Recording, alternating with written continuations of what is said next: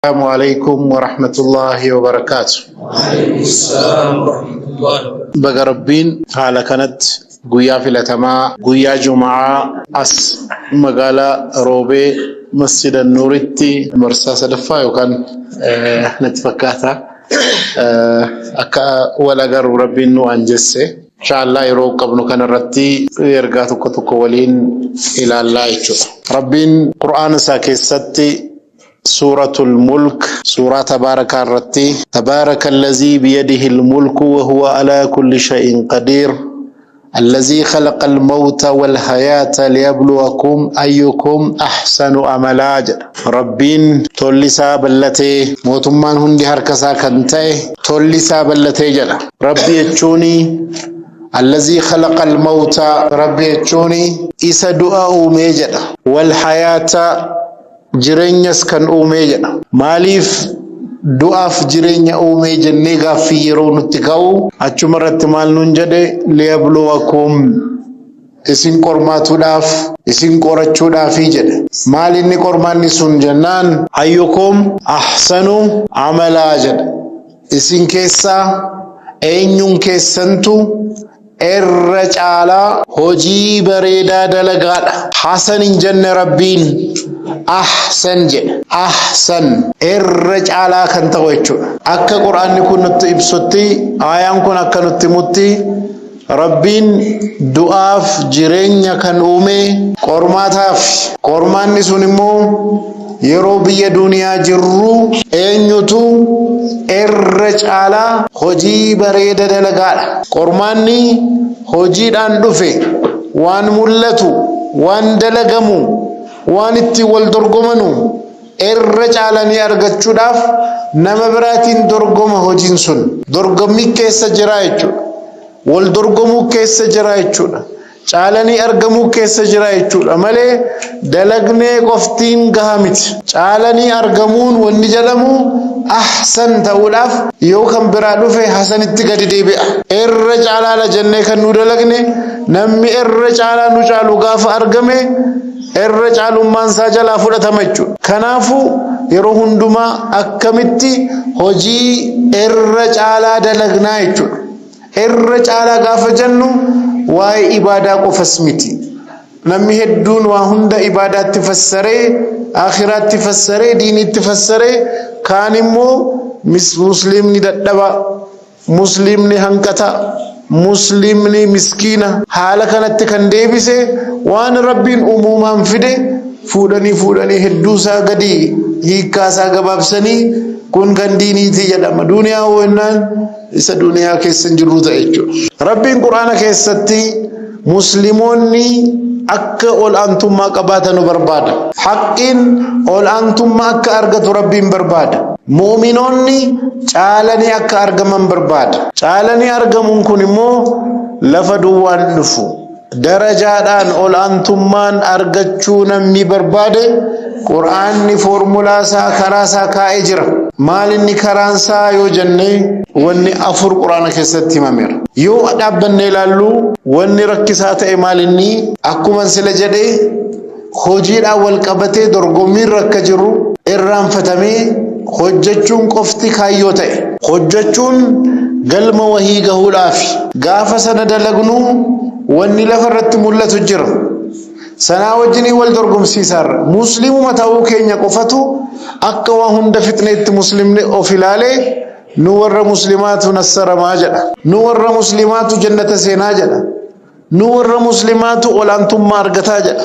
Alal ardal waaqee gaafa deemnu kan bakka hedduutti rakkataa muslima, kan injifatamaaru muslima, kan ari'amaaru muslima, kan diinagdeen harka hin jirre muslima, kan hojiinsaa bareedeen argamne muslima. Waa hedduu irratti dudubbeettafneerra.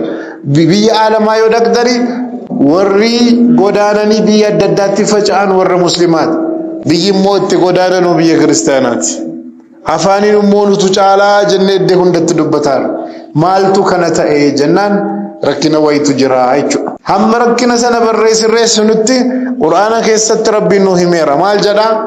Laysa bi amaaniyyukum wala amaaniyya ahlal kitaab man ya'mal su'an يجزى به أكسين هويتني متي أك ور كتابا سن كريستانا في يهودانس هوني متي أك جري فدان سنس متي مالنا من يعمل سوءا نمي هوجي غدي دلغي يجزى به جزاء ساني ارغتا دنيا تسني ارغتا آخرات تسني ارغتا مالي مسلم وانتانيف دوغور دلغا هوجي غدي دلغا اجرين سانو تنفتون جدمو نمي غدي دلغي اجرين غدي روسنت تنفت نمي وان غاري دلغي وانو غاري سنت تدفا وركانيس يهودانيس نو يهودا وانتانيف ربي واهندان نو برجرا جدن ورّي نصارى سكن جدًا ورّي مشركا سكن جدًا ورّي مسلماس كنمو كن جدًا ورّي صحاباتين جرّرت بوي ليس بأمانيكم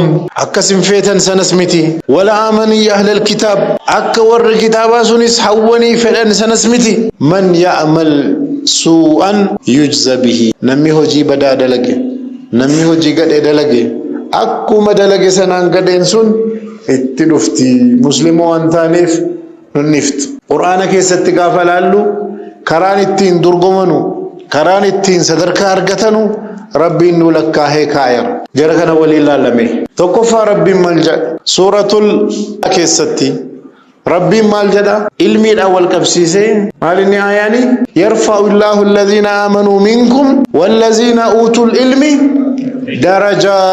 درجات كان أرغمو كنو لما ستلك وامير مال جرامي إسن كيسا ورّي أمني في ورّ بكم سقبو ربين درجة الآن والفولي جرام مال تو إبسمي والما تبسمي توكو إيمانا توكو بكم سا إيمانا كما بكم سا كبيو جنّيو انتو لما نوالدوك إيمان نكون إسلام ما كفت أمنو سمتي إيمان نكون جرينيا دنيا كينيا كيستيسي نملكاها بكا كننغها وانا بربادين أرغدنا جدني أمنونيس أچكي سجرتي مالي في رسول ربي صلى الله عليه وسلم حديثا مال جدن ربين حديث القدسي كيستي أكنا جديرا أنا عند ظني أبدي بي غربچكو أكا أنا يادتنا أرغتا أكا ربين إسسموسا كيست قلبيسا كيست أكمت ربي لا كان جلسون جرين يسارتي سمت التلفايتشو كان يجوني وان آخرا قفانا منومت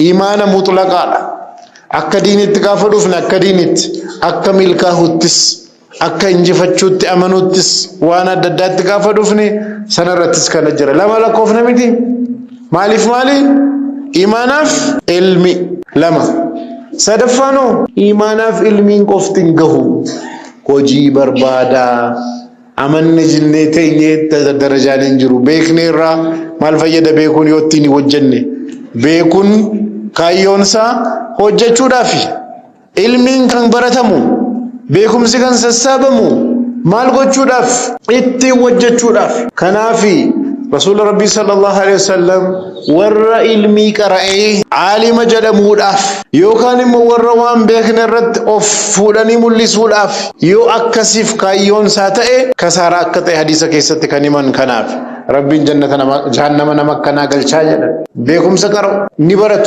ما نكايون جرا جنان كايون جرا وجه چومت عالم جدمو بيكا جدمو ركايون أمتا وان بيكن ردتي أولتاني ملچو دفدين جرا ملي حجتني بيكم سجراسون جرس فيدي بيس فيدي ربين برتس قرماتا كدبر فتنومت يوغا فسنتاي كفاتي تايچو صدفا مالني جنيرا حجيدا درجان توكو كانتين ارغتمو صدركان اول كنفودمو توكو مالني حجيدا مال جلا ولكل درجات مما عملوا هندو مجراتيف درجة ربين كائرا مالين مما عملوا وانو وجتنين أكما جر وجتن سنة درجة أرغتون نمتك وارغتي بكما سنة درجة انسا قدالان كندمس أكما سنة مما عملوا جد ربين متي هجتشورا هجيدا والقبط وتو وجتين درجة هون انجرو تعني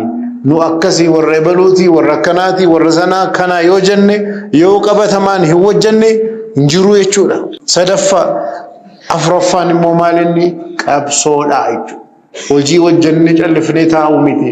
Hojii hojjechuun jijjiirama fiduun milkaa'uun qabsoo barbaaddi. Maaliif duniyaa kanarratti nu qofaa miti kan jiru, nama hedduu jira, fedhii hedduu jira, qaama hedduu jira, galma hedduu jira, hundinuu kan ofii qaba. Achirratti immoo sayxaanni jira, achirratti immoo nafsiyyaan jirti, achirratti munaafiqni jira, achirratti immoo uummanni kan jira, hedduudha kan jiru.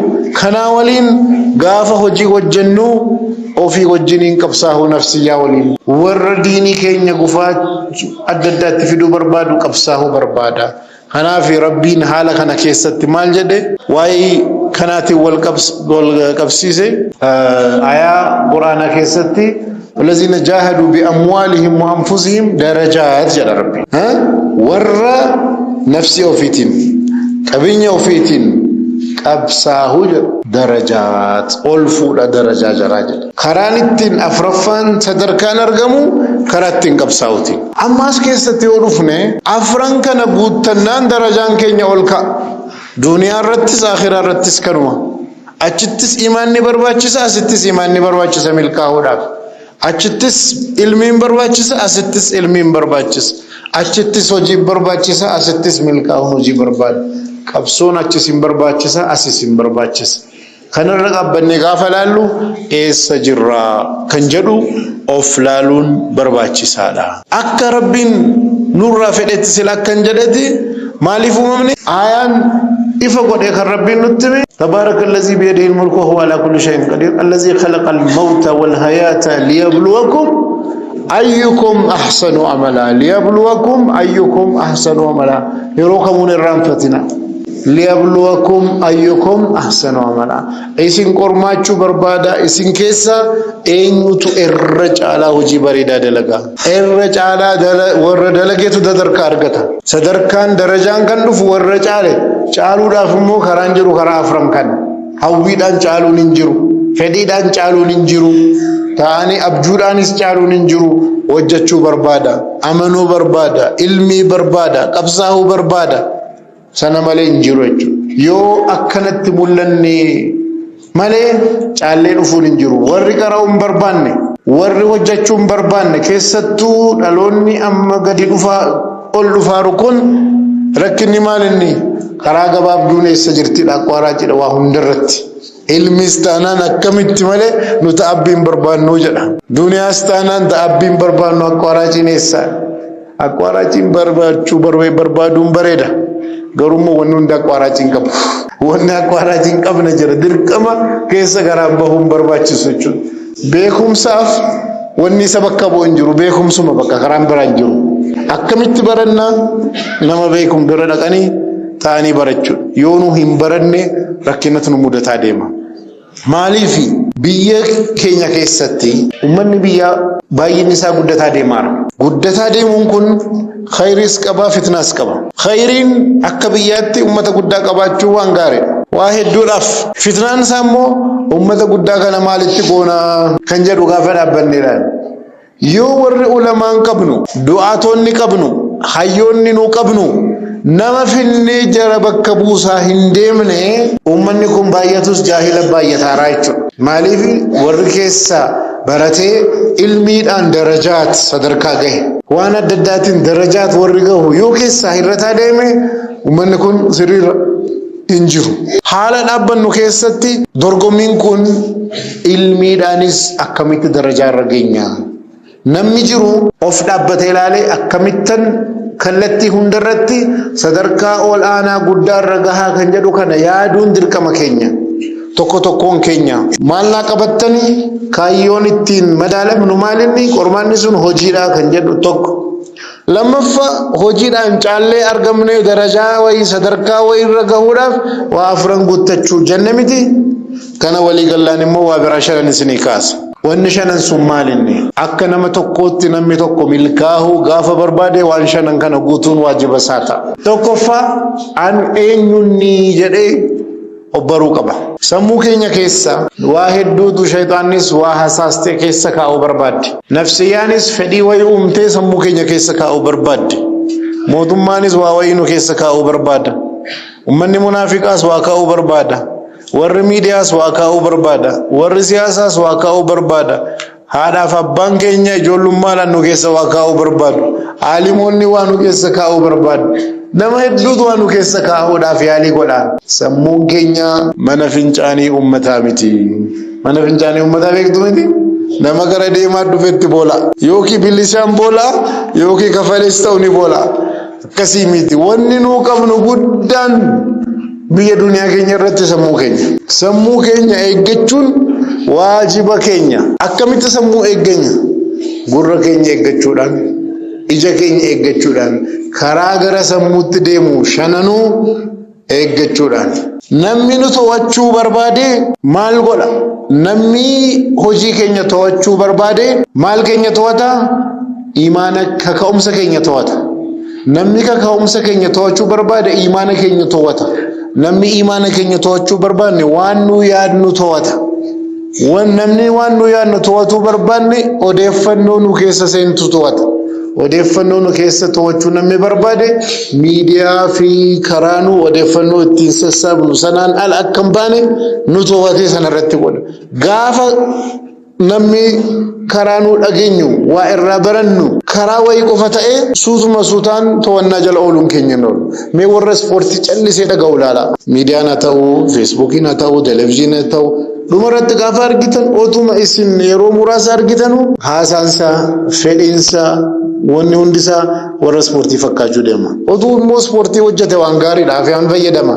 Haasaadhaan ta'a. Akka warra gaazexessaa asiin bahee achiin bahee maal kan sammuu keessa guutame isa isuma guutametu gadi baha jechuudha. Kanaafu maali nu eenyunni jennee of baruu qabna. Of baruun maalinni ani eenyunni? An kun nama tokkoo miti, an nama hedduudha. Nama hedduu miti? Nama hedduudha. Akkamitti nama hedduu taane? Ani Ahmadiin Jabale, Muslima, Oromoodha, lammii Itoophiyaati, ilma namaati, dhalataa Jimmaati, ijoollee kootiif abbaadha, haadha manaa kootiif abbaa manaadha, haadha kootiif abbaa kootiif ilmoodha, ijoollee obboleessa kootiif obboleettii kootiif yookaan abbeeraadha. Laala gara tokkoon daa'idha, gara tokkoon barreessaadha.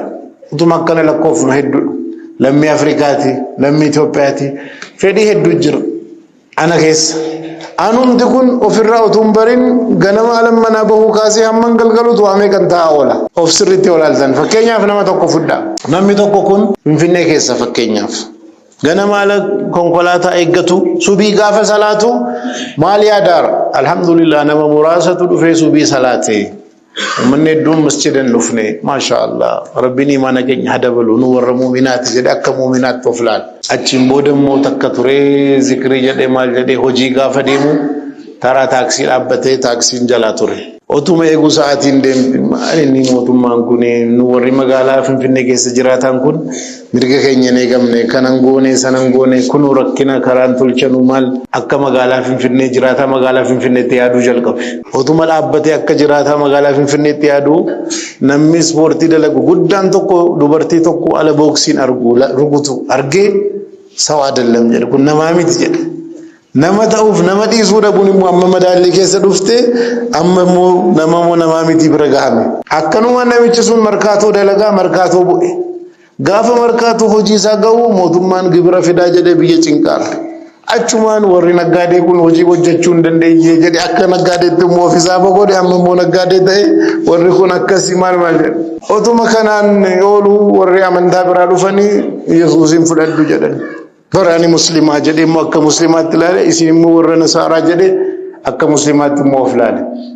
Otuma takka ture oduu dhagahu Gibxiin akkana Hiddaasee giddibii kana jennaan nu warri lammii Itoophiyaa jedhee immoo akka Itoophiyaatti amma immoo of ilaale waa'ee Gibxii dubbate. Booda immoo otuma kanaan jiru dubartii fi warri dubartoonni wayi dhufanii gaafa dubbatanii waa wayi isin warri dubartootaa jedhee nu warri dhiiraa jedhee akka dhiiraatti immoo of ilaale amma immoo of yaaduu jalqabe.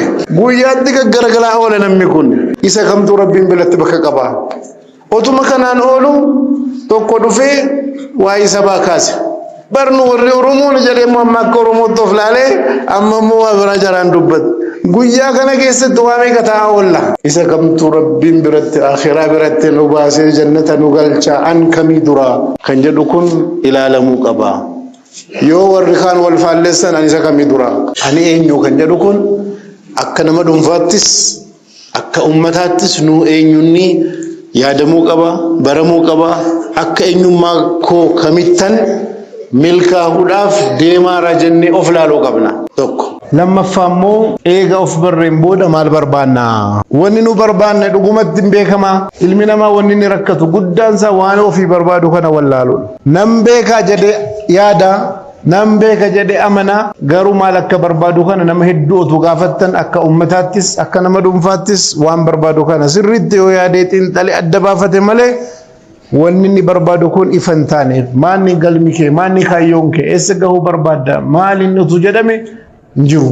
Amma fakkeenyaaf as ala masjida kana biffee wayi qophaa'ee jira nyaanni dhugaatii gara 50tu jira namni waan barbaadu beeku aluma dhufe kan koosii kana jedhee fudhata warri hin beekne hoo kamii wayya laata jedhee dhaabbate isii kana laala baay'ee mi'oofti isin kun immoo hin dhangaggoofti isin kun immoo sukkaara baay'ata otuma inni dhaabbatee dhandhamu warri waan barbaadu beeku jalaa fudhate fixa warri waan barbaadan ammallee hin barre dhaabbatanii yaalii irra yeroo jiranu carraa hundi fudhatamtee deemti akka hawaasaattis akkana waan barbaannu dura barree itti qophoofnee carraa fayyadamuudhaaf heetu carraan dhuftu hundinuu jaruma fayyadamu warri kaanoo mee hamaryannu akkamata akkas ta'uun oolu gaafa wal dibne mee dubbiin kun abultuu laallaa jedhamu warri kaanoo abultuun hin jiru ichi baaqelaa kaaddarach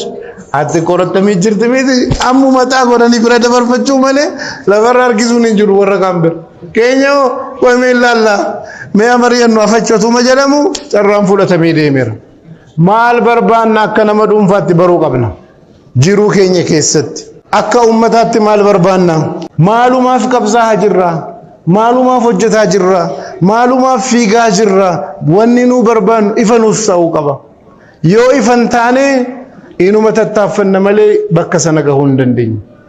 Rakkinni kun nama dhuunfaa bira jamaa biras jira maalinnaan bakka deemuu barbaadaman beekamu utuu konkolaataan tokko dhufee eessa ala jettanu seeniiti garam akka deemnu mariyannaa utuu isin hin jedhin seentu hin seentanu hin dhaabbattu malee calliftanii duukaan seentanu ammoo kottuu natti gali jedha kottuu na bira dhaabbadhu jedha achiin boodaa'oo aan bakka hin barbaadu anatu beeka ani yoo wallaalee nama biraatu na qaxarata jechuudha.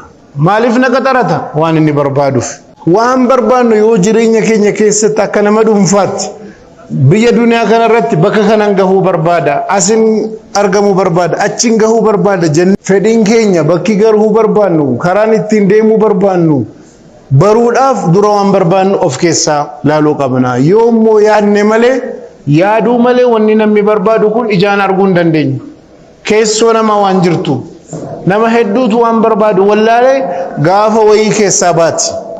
Gaafa wayii mul'atti gaafa inni taa'ee yaaduu jalqabu yaadnee maal barbaanna ijoollee kana laalame waan barataa miliyoonaan lakkaa'amu maal akka ta'uu barbaadu hin beeku mana barumsaa oolaa kutaa tokkoffaa gala lammaffaa qormaata jira qo'adhaa tokkoffaa bahee dabarfadhee waan akkasii otuma jedhu kudha lammaffaa gaha yuunivarsiitii seenuudhaaf foormii guutii jedhama amma dhaabbate yaaduu jalqaba maal guutuu jedhee na fedha nama gaafata tokko injiinarummaa guutii jedhan tokko faarmaasii guutii jedhan tokko hakima ta'ii jedhan tokko akkaawuntaantii ta'ii jedhan asii waa biraatti mama achi waa biraatti mama namichi kun maal gaafataara maal haa ta'uudha miti waggaa kana hunda guutuu maal ta'uudhaaf barataa turte akka namicha buufata konkolaataa bira gahee eessatu hundee wayyaa maal garaagarummaa hin qabu bar tokkoffaa bahee qormaata fudhee dabarfadhee gaafa jedhaa sana hunda ta'abu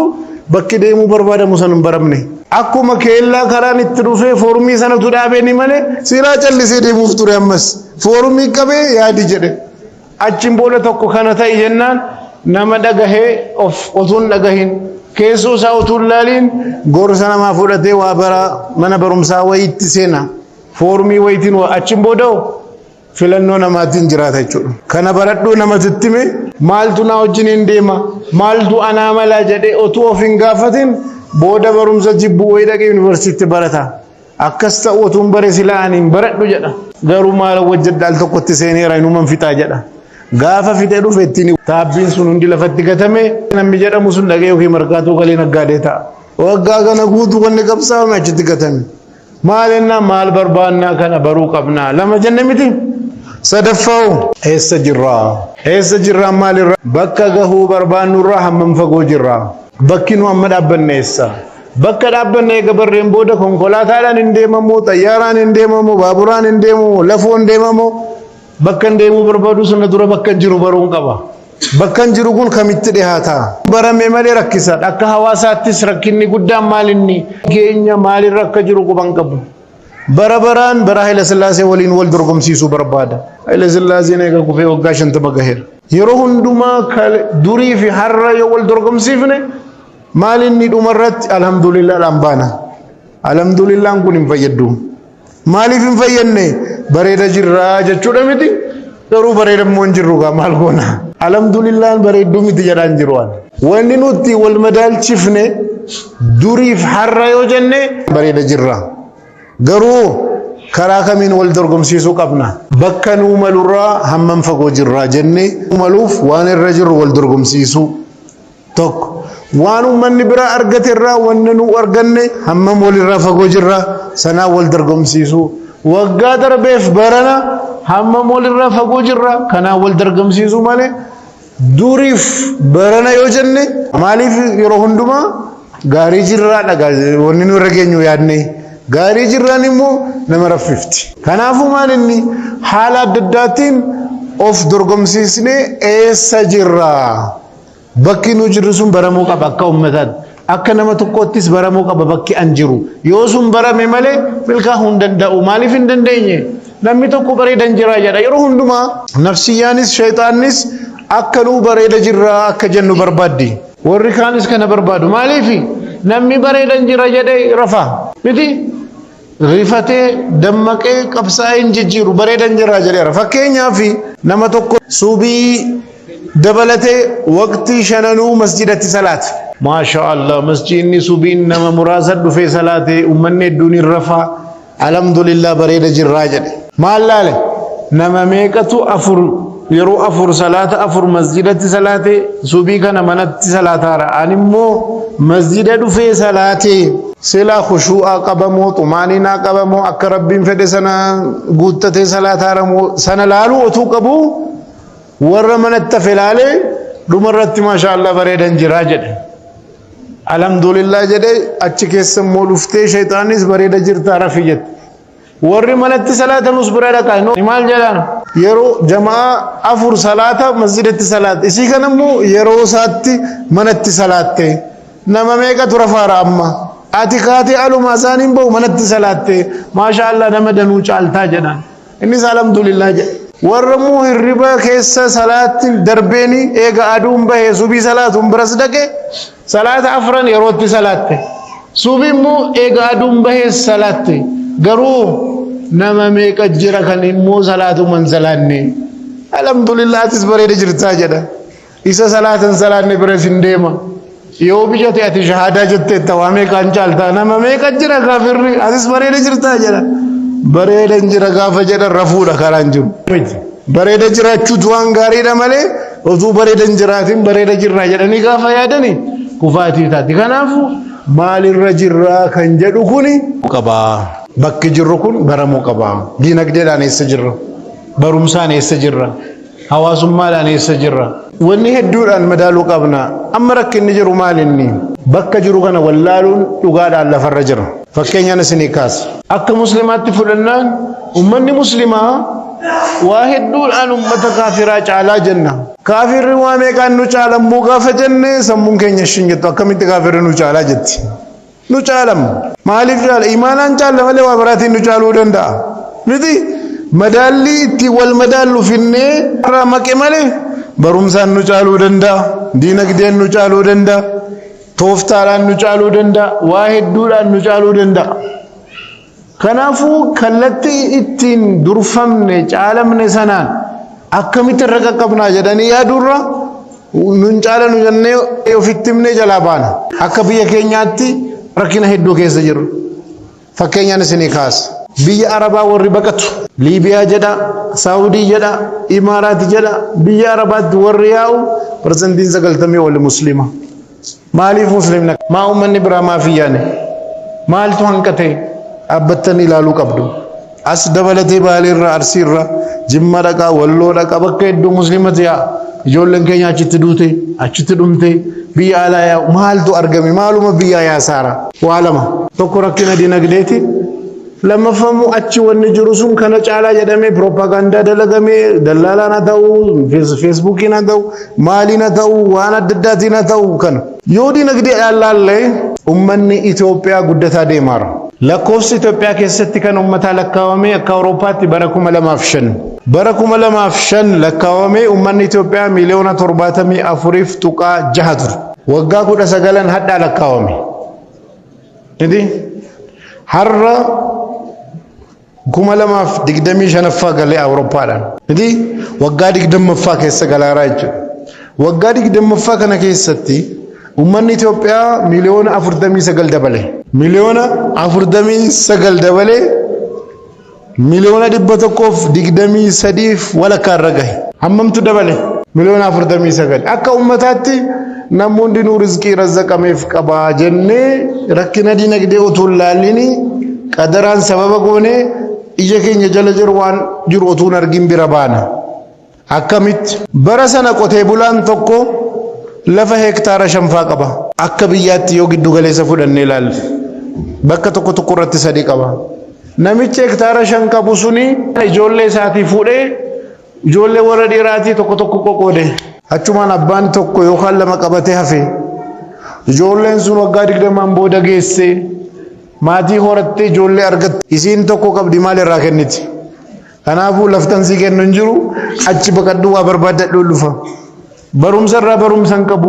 Waan adda addaan baranne kanaafuu maal inni harkaan miila qabatanii biyyuma Arabaatti baqachuu ta'e. Carraan hojii uumanii asitti biyya kana dargaggoo kana maal goonaa kaayyoo keenya keessa karoora keenya keessa hin jiru.